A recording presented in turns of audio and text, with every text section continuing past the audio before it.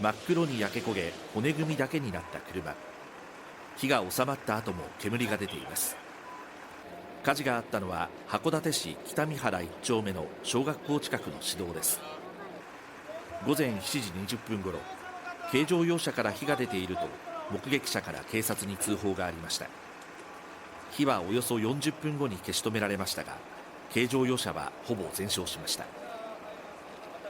煙出てきて、走ってて、そう、エアコンの吹き出し口。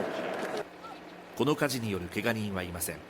警察が火の出た原因を詳しく調べています。